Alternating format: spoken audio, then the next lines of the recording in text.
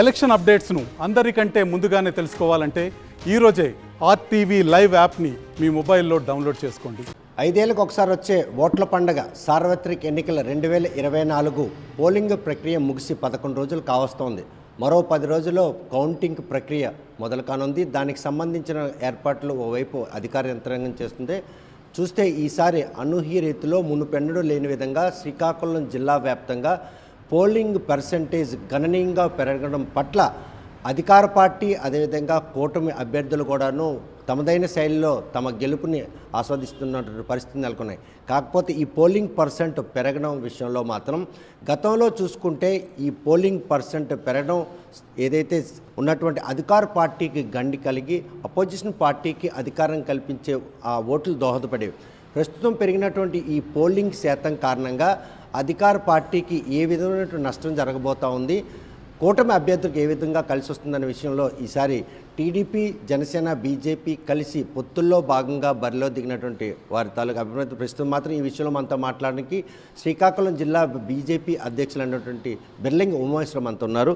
చూస్తే ఇప్పటి వరకు చరిత్రలో మునిపెన్నడూ లేని విధంగా పోలింగ్ పర్సెంట్ గణనీయంగా పెరగడం, ఆ పెరిగిన క్రమంలో గతంలో చూసుకుంటే ఉమ్మడి ఆంధ్రప్రదేశ్ కావచ్చు, విభజన ఆంధ్రప్రదేశ్లో ప్రతిపక్షానికి అధికారం అంటగట్టేందుకే ఆ శాతం తోడ్పడి ఈసారి ఈ పోలింగ్ ప్రక్రియ పెరగడం ఏ విధంగా ఎలా కూటమికి అనుకరించిందా, లేకపోతే మళ్ళీ అధికార పార్టీకి ఇది కలిసి వచ్చే అవసరం? ఎట్టి పరిస్థితుల్లో కూడా అధికార పార్టీకి ఈ పెరిగిన శాతం అనుకూలమైనది కానే కాదు. ఎందుకంటే ఈరోజు గడిచిన 5 సంవత్సరాల్లో ఈ అధికార పార్టీ వైఎస్ఆర్ కాంగ్రెస్ పార్టీ చేసినటువంటి అనేక పరిపాలన విధానాన్ని చూసినట్లయితే ప్రజలందరూ విసిగిపోయారు పూర్తిగా. అన్ని సెగ్మెంట్లు కూడా, అన్ని వర్గాలు కూడా విసిగిపోవడం కారణం చేతనే ఈ పోలింగ్ శాతం పెరిగింది. మీరు చూడండి, మన పంచాయతీ ఎన్నికల్లో ఏ విధమైనటువంటి ఎన్నికల కోలాహలం, ఎన్నికల సందడి అది ఏదైతే ఉందో ఈరోజు ఎమ్మెల్యే ఎలక్షన్లో, సార్వత్రిక ఎన్నికల్లో ఆ సందడి చాలా స్పష్టంగా మనకు కనిపించింది. నేను అన్ని నియోజకవర్గాలు కూడా పోలింగ్ రోజు ఉదయం నుంచి సాయంత్రం వరకు తిరగడం జరిగింది. నేను పోలింగ్ వేసి వచ్చినప్పుడు నేను ఈ కండువ లేకుండా ఒక సామాన్య వ్యక్తిగా అందరినీ పలకరించి మాట్లాడడం జరిగింది. వాళ్ళ ఆంతర్యాన్ని తెలుసుకోవడం జరిగింది. నాకున్నటువంటి సర్వేలో, నేను చేసినటువంటి నా పరిశీలనలోనే మన జిల్లాలో స్వీప్ చేస్తామన్న ఒక ఆలోచనతోనే నేను దృఢ సంకల్పంతో ఆ రోజు నుంచి కూడా నేను మా పార్టీ పెద్దలకు కానీ మేము మా ఉమ్మడి అభ్యర్థులు అలా స్వచ్ఛందంగా ఓటర్లు ఓటు హక్కును వినియోగించడం అంటే ప్రభుత్వం మీద వ్యతిరేకతే వారిని ఎప్పుడు ఈ అవకాశం వస్తుందే ఓటు అనే పాశుపద అస్త్రంతో వారిని గద్దె దించుతున్నట్టు ఒక క్రమం ఈరోజు ఇంతలా ఓటర్లు ఓటు హక్కును వినియోగించుకున్నారు. ఖచ్చితంగా ఈరోజు దేశంలో నరేంద్ర మోడీ గారు ప్రధానమంత్రి 3వ సారి కావడం అనేది ఖాయం అన్నది ప్రజలందరికీ సుస్పష్టంగా అర్థమైనటువంటి అంశం. నరేంద్ర మోడీ గారు తిరుపతిలో కానీ, తర్వాత అనకాపల్లి కానీ వచ్చిన తర్వాత ఆయన నారా చంద్రబాబు నాయుడు గారు ఇక్కడ ముఖ్యమంత్రి కావడం, డబుల్ ఇంజిన్ సర్కారు వాళ్ళ ద్వారా ఈ రాష్ట్రాన్ని అభివృద్ధి చేస్తామని చెప్పి ఒక సంకల్పాన్ని ఏదైతే ఆయన చక్కగా ప్రజలందరికీ వివరించడం జరిగిందో, ఆ రోజు ఎన్నికలకు చాలా సమీపిస్తున్నటువంటి సమయం, ఆ రోజు అత్యంత ఎక్కువ మంది కూడా దాన్ని ఆహ్వానించి ఎట్టి పరిస్థితుల్లో కూడా చంద్రబాబు నాయుడిని ఇక్కడ రాష్ట్రంలో ముఖ్యమంత్రి చేయడం, నరేంద్ర మోడీ గారి ఆశీర్వాదంతో ఈ రాష్ట్రాన్ని అభివృద్ధి చేయాలని ఒక కాంక్షతో ప్రజలందరూ కూడా ఎక్కడెక్కడి నుంచో సొంత ఛార్జీలు కట్టుకొని వాళ్ళ గ్రామాలకు విచ్చేసి తొలి 1 గంట 2 గంటల్లోనే ఓటింగ్ చేసే సరళి చూస్తే మీకే అర్థమవుతుంది స్పష్టంగా. మీకు ఉన్నటువంటి విజువల్స్ అన్ని తీయండి, ఎంత పెద్ద ఎత్తున ఓటింగ్ జరిగిందో. నాకైతే చాలా ముచ్చట. అధికార పార్టీ మాత్రం వేరేలా దీన్ని భావిస్తూ తమ ఖాతాలో మళ్ళీ అధికారం వస్తుంది, పోలింగ్ శాతం పెరగడం వెనక వృద్ధులు కావచ్చు, మహిళలు కావచ్చు, యువత పెద్ద మొత్తం ఓటు హక్కు వినియోగించు వీరందరూ కూడాను తమకే సంక్షేమానికి ఆకర్షితులైనటువంటి ఒక ఎక్స్పెక్టేషన్లు ఉన్నారు. అదేంటంటే ఇప్పుడు పోటీ బరిలో ఉండేటప్పుడు వాళ్ళకి స్వతహాగా కొంత పాజిటివ్గా థింక్ చేయాల్సిన అవసరం ఉంది. దాన్ని నేను తప్పు పట్టట్లేదు. ఎందుకంటే నేను ప్రత్యక్షంగా వాళ్ళు చూసి ఉంటారు, నా జిల్లాలో ఉన్నటువంటి నేను తిరిగినటువంటి అంశాల్లో ముసలి అంటే ఎవరైతే జగన్మోహన్ రెడ్డి గారు ఇచ్చే పెన్షన్లు తీసుకుంటున్న వ్యక్తులు కూడా వాళ్ళకి కనిపించకపోతే బయటికి చెప్పారు, నేను పోలింగ్లో ఉన్నాను, సైకిల్కి వేయండి బాబు, సైకిల్కి వేయండి అని స్పష్టంగా చెప్పడం జరిగింది. నేను విన్నాను, నా చెవులతో నేను విన్నాను.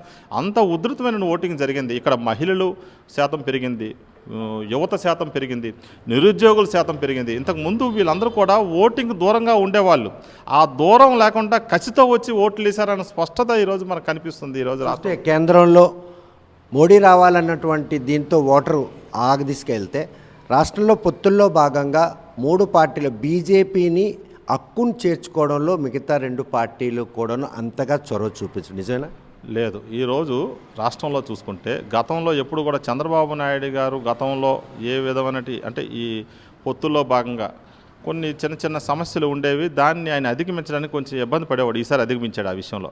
ఎందుకంటే నేను అబ్జర్వ్ చేసిన దాంట్లో ఏ కార్యకర్తను కూడా ఎక్కడ కూడా విడిచిపెట్టకుండా కలిసి పనిచేయాలని ఒక సంకేతాలు కింద స్థాయి వరకు వెళ్ళేలాగా ఆయన చేయగలిగాడు. అలాగే జనసేన, భారతీయ జనతా పార్టీ ముఖ్య నాయకులతో కూడా ఆయన టచ్లో ఉంటూ కార్యాచరణ సక్రంగా జరిగేలాగా ఆయన ప్రయత్నం చేశాడు. అందులో సక్సెస్ అయిపోయినట్లే ఈ విషయంలో. ఆ ప్రయత్నమే గ్రాస్ రూట్లో క్షేత్రస్థాయిలో పనిచేయడానికి కూడా అవసరం ఏర్పడింది. ఆ విధంగా ఈ రోజుతో ఈ పొత్తు కాదు, మరో 10 సంవత్సరాలు దీన్ని తీసుకెళ్లే విధంగా మేము ఉంటామని చెప్పి భవిష్యత్తు కార్యాచరణ కూడా ఆయన ప్రకటించడం, ఆయన చెప్పడం, ఆయన నోటితో ప్రజలందరూ కూడా విశ్వాసం వచ్చి మా కార్యకర్తలు కూడా నిస్వార్థంగా విశ్వాసంతో పనిచేయడం జరిగింది. ఈ కార్యక్షేత్రంలో జనసేన కానీ, బీజేపీ కానీ, తెలుగుదేశం కూడా దీన్ని యాక్సెప్టెన్స్ చేసి అన్ని నియోజకవర్గాల్లో కూడా కలిసి పనిచేయడానికి ప్రయత్నం చేసి ఇంతలా కలిసి కూటమి రావాలని మీరు చేస్తున్న ప్రయత్నంలో సీట్లు బట్టవాడ విషయంలో వైసీపీ ముందడుగులో ఉంటే సీట్లు బట్టవాడ కూటమిలో మాత్రం జాప్యం. అదేవిధంగా 40 రోజుల పాటు ఎన్నికల గడువు, 40 రోజుల వ్యవధి, ఈ అన్ని అంశాల్లో మొత్తం నియోజకవర్గంలో ఎమ్మెల్యేలు కావచ్చు, పార్లమెంటరీ అభ్యర్థి కావచ్చు, అందరు ఓటర్లని కలిసే అవకాశం ఈ సమయం సరిపోయిందా? ఎప్పుడూ లేని విధంగా ఈసారి మాకు ఎన్నికలు కూడా ఆ నిడివి ఎక్కువగా ఉండడం వల్ల అద్భుతంగా సరిపోయింది. ఇంకా కాస్త సమయం ఉంటే ఇంకా బాగా పనిచేసే వాళ్ళమని చెప్పి అంటే కాస్త వెనుకగా అంటే ప్రకటించినటువంటి అభ్యర్థులు అంటే మీమాంసలో ఉన్న కొంతమంది శ్రీకాకుళం అభ్యర్థి తీసుకుంటే కొద్దిగా మీమాంసం ఉండేది, ఆయనకైతే ఉండేది కాదు. కానీ కొంత డిస్టర్బెన్స్ ఉండడం వల్ల క్లియర్ చేయడానికి కూడా ఈ నిడివి సరిపోయింది. ఇంకోస్త ఉంటే బాగున్నాను అట్లాంటి క్యాండిడేట్లు కొంత తప్పించి ఈ నిడివి అయితే పర్ఫెక్ట్గా సరిపోయింది, పనిచేయడానికి వీలయ్యింది. వ్యూహాత్మకంగా ఎత్తుగడలో భాగంగానే కూటమి అభ్యర్థులను ఆలస్యంగా ప్రకటించడం జరిగింది తప్పించి ఇదేమో మేము అటు అభ్యర్థులు లేక వెతుకులాడుతూ ఉండే పరిస్థితి కాదు. కానీ ఆలస్యం అమృతం విషయం అంటారు. ఈ నేపథ్యంలో చివరి క్షణంలో పొత్తుల్లో భాగంగా ఇచ్చిన బీజేపీకి, పాలకొండ జనసేనకి ఇచ్చారు.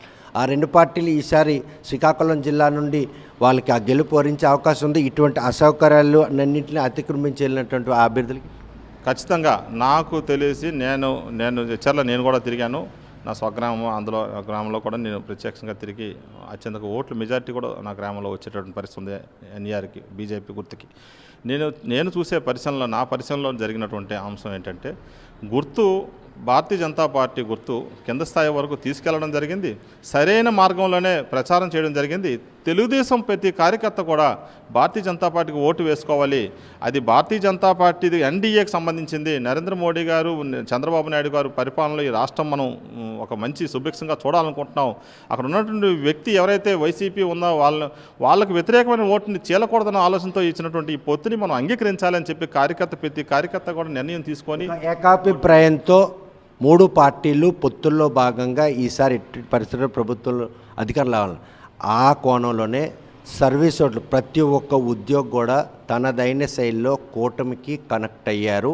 ఆ కనెక్టింగ్ ప్రతి ఓటర్ను కూడా ఆలోచింపజేసింది. నిజమేనా? 100% నిజం. 90% పైబడి ఉద్యోగులు బహిరంగంగా చెప్పి మరీ చూపించి మరీ ఈరోజు కూటమికి ఓటు వేయడం జరిగింది. అది ఒక సరైన బోని కింద చెప్పాలి మనం. ఆ అంశాన్ని ఆ వేవ్ తీసుకురావడానికి ఇదే పరిస్థితి 2019లో కూడా వైసీపీ కనెక్ట్ అయ్యారు ఆ వర్గాలే. అందుకే కదా వైసీపీ 2019లో నెగ్గలిగింది. ఆ రోజు కూడా చంద్రబాబు నాయుడు గారు పసుపు కుంకాలు ఇచ్చామని ఒక ఆలోచనతోనే ఆయన ఏంటంటే గెలుస్తామని చివరి వరకు ఆయన ఉన్నప్పటికీ నేను ఆ రోజు 2019లో వైసీపీ గెలుస్తున్న ఆలోచన మాకు ఖచ్చితంగా ఉంది. ఎందుకంటే మేము తిరిగాం, ఈ జిల్లాలో స్వీప్ చేయబోతుంది, ఒక నియోజకవర్గం 2 నియోజకవర్గాల్లో కీలు ఉండబోతాయని ఆ రోజు కూడా మేము ఆల్రెడీ చెప్పడం జరిగింది. అలాంటి పరిస్థితులు మేము ఈరోజు చెప్తున్నాం.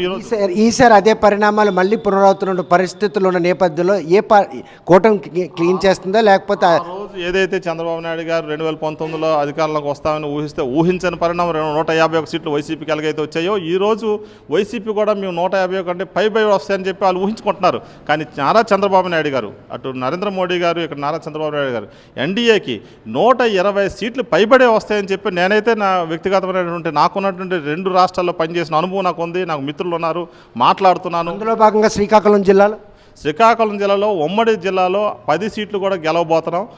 7 ఈ పార్లమెంట్లోని 7 సీట్లు పార్లమెంట్ సభ్యుడు కూడా గెలవబోతున్నాం. మీరు కావాలంటే ఇదే అంశాన్ని 4వ తరగతి తర్వాత నాకు మళ్ళీ ఇంటర్వ్యూ చేయండి. చూస్తే ప్రస్తుతం పెరిగిన పోలింగ్ శాతం మాత్రం కూటమికి కనెక్ట్ అవుతున్నారు అన్నటువంటి ఒక బలమైన నమ్మకం ఈ సంకేతాలు స్పష్టం చేస్తున్నారు. ఏకీవిస్తారు స్పష్టమైనటువంటి సంకేతాలు. నేనైతే మాత్రం రోజు ప్రశాంతమైన నిద్రతో నేను ఉన్నాను. నేను వాస్తవం చెప్తున్నాను. ఎందుకంటే నాకు ఉన్నటువంటి ఆలోచన. ఖచ్చితంగా కూటమి గెలుస్తుంది, ఎన్డీఏ గెలుస్తుంది, అందులో ఎటువంటి డౌట్ లేదు. ఇక్కడ ఉన్నటువంటి సభ్యులు కూడా రానున్న రోజుల్లో ఈ జిల్లాని నరేంద్ర మోడీ గారు ఎన్డీఏ ప్రభుత్వంలో రామ్మోహన్ నాయుడు ఎంపీగా ఈ జిల్లాని అభివృద్ధి చేయడానికి ఈరోజు ఒక మంచి సదావకాశం రామ్మోహన్ నాయుడు దొరికింది. తద్వారా అందులో నేను కూడా ఒక భాగస్వామి కావడం నేను కూడా ఆనందంగా వ్యక్తం చేస్తున్నాను. ఎందుకంటే ఈ జిల్లాలో తలసరి ఆదాయంలో చాలా వెనుకబడిపోయి ఉంది, పరిశ్రమలు రావాలి. తెలుగుదేశం పార్టీ ఇండివిజువల్గా వెళ్ళుంటే ఈ అవకాశం దొరికేది కాదు. ఈరోజు ఎన్డీఏ భాగస్వామ్యంలో ఇక్కడ మనం పరిశ్రమలు తెచ్చుకునే పరిస్థితి, నేను కూడా దానికి సహకరించి నేను కూడా పని చేయడానికి సిద్ధంగా ఉన్నాను. ఈరోజు అలాంటి ఒక మంచి సౌకర్యం ఈ జిల్లాకి లభించే అవకాశం ఉందని చెప్పి నేను ఆనందంగా ఉన్నాను ఈరోజైతే. చూస్తే కనుక ప్రస్తుతం పెరిగినటువంటి ఏదైతే ఓట్ల శాతం ఉందో అది కూటమికి మాత్రం ఎట్టి పరిస్థితుల్లోనూ గెలుపుకు దోహదపడుతుందని ఉమామహేశ్వర్ స్పష్టం చేస్తున్నారు. గత 2019 ఎన్నికల్లో ఏ విధంగా అయితే ఉద్యోగస్తులు ఆ పార్టీకి పట్టం కట్టేందుకు చేసినట్టు ఒక ఓటింగ్ శాతం, ఈసారి కూటమికి వారంతా కూడాను బాహాటంగా ఓట్లు వేయడం జరిగింది.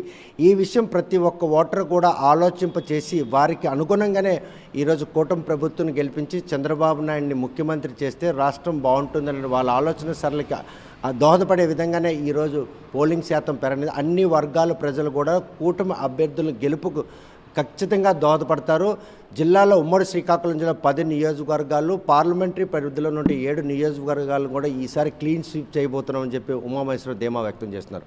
మరి ఈ విషయం జూన్ 4వ తేదీన ఎన్నికల ఫలితాల తర్వాత ఎలా ఉండబోతుంది అనే విషయం వేచి చూడాల్సిందే. వీడియో జర్నలిస్ట్ రాంకృష్ణతో సత్యం, RTV శ్రీకాకుళం. మరిన్ని వీడియోస్ కోసం ఛానల్ ని సబ్స్క్రైబ్ చేయండి, లేటెస్ట్ అప్డేట్స్ కోసం వాట్సాప్ ఛానల్ ని ఫాలో చేయండి అండ్ లింక్ డిస్క్రిప్షన్ లో ఉంది.